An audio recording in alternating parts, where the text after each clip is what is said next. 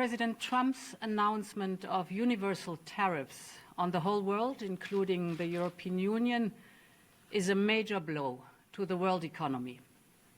I deeply regret this choice. Let's be clear-eyed about the immense consequences. The global economy will massively suffer. Uncertainty will spiral and trigger the rise of further protectionism. The consequences will be dire for millions of people around the globe, also for the most vulnerable countries, which are now subject to some of the highest US tariffs, the opposite of what we wanted to achieve. The tariffs will also hurt consumers around the world. It will be felt immediately. Millions of citizens will face higher grocery bills, medication will cost more, as well as transportation. Inflation will go up, and this is hurting in particular the most vulnerable citizens. All businesses, big and small, will suffer from day one, from greater uncertainty to the disruption of supply chains, to burdensome bureaucracy. The costs of doing business with the United States will drastically increase. And what is more, there seems to be no order in the disorder, no clear path through the complexity and chaos that is being created as all US trading partners are hit. In the past 80 years, trade between the European Union and the United States has created millions of jobs. Consumers across the Atlantic have benefited from reduced prices.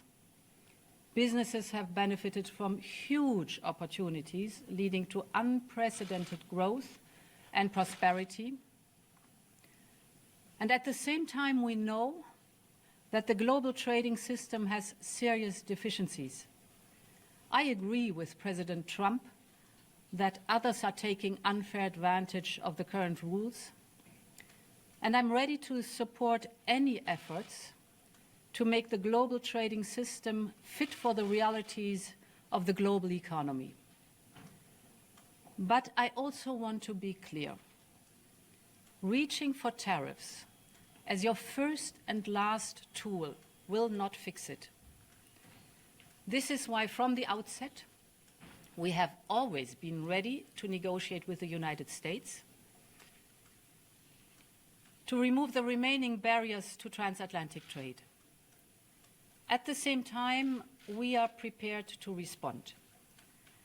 We are already finalizing the first package of countermeasures in response to tariffs on steel, and we're now preparing for further countermeasures to protect our interests and our businesses if negotiations fail.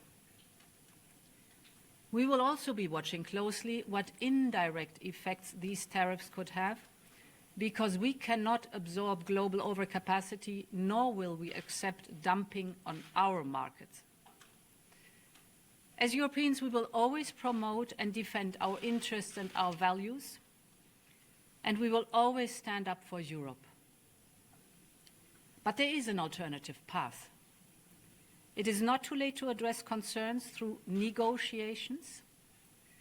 This is why our Trade Commissioner, Maroš Šefčovič, is permanently engaged with his US counterparts. We will work towards reducing barriers, not raising them. So let's move from confrontation to negotiation. Finally, I would like to speak directly to my fellow Europeans. I know that many of you feel let down by our oldest ally. Yes, we must brace for the impact that this will inevitably have. Europe has everything it needs to make it through the storm. We are in this together. If you take on one of us, you take on all of us. So we will stand together and stand up for each other. Our unity is our strength. Europe has the largest single market in the world, 450 million consumers.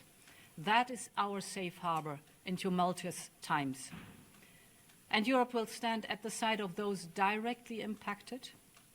We have already announced new measures to support the steel and cars sectors.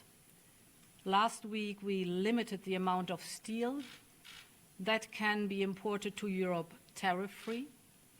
This will give more breathing space to these strategic industries.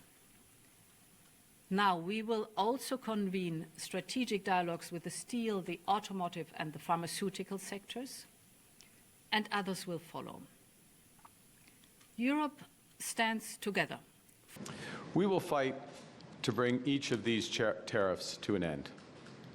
We're fighting in courts, challenging that these tariffs have been illegally imposed under U.S. law. We have filed disputes underscoring that they are in violation of our free trade agreement, CUSMA. We have gone to the World Trade Organization because these actions are against international trade law. We are responding today with, and we have responded throughout, with carefully calibrated and targeted counter tariffs. As I told President Trump during our call last week, Canada will respond to the U.S. auto tariffs. And today I'm announcing that the Government of Canada will be responding by matching the U.S. approach,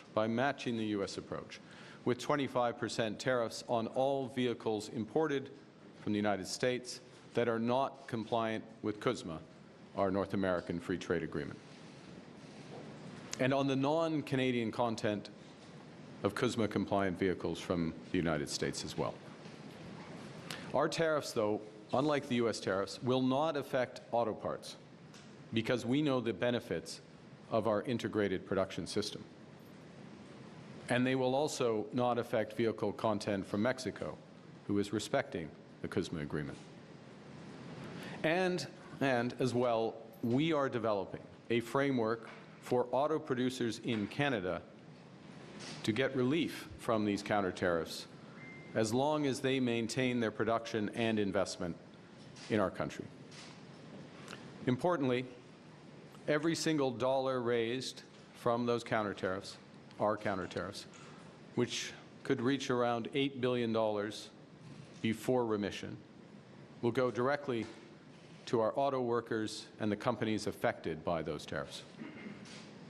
And that's on top of a $2 billion fund that we announced last week to build a made-in-Canada auto sector, a fund that a new Liberal government would implement should we be elected. The Federal Council has taken note of the U.S. decisions regarding tariffs. It regrets that with these decisions, the U.S. is further deviating from free trade and rules-based trading order. It will thoroughly analyze the exact consequences of these decisions and the possible options. The Federal Council is clearly of the opinion that an escalation is not in Switzerland's interest. It is therefore refraining from taking direct countermeasures for the time being and will examine other solutions. Well, it has to do with the good relationship we've built between the governments of Mexico and the United States, which is based on respect, with respect for sovereignty, collaboration and coordination, but with respect for Mexicans and national sovereignty.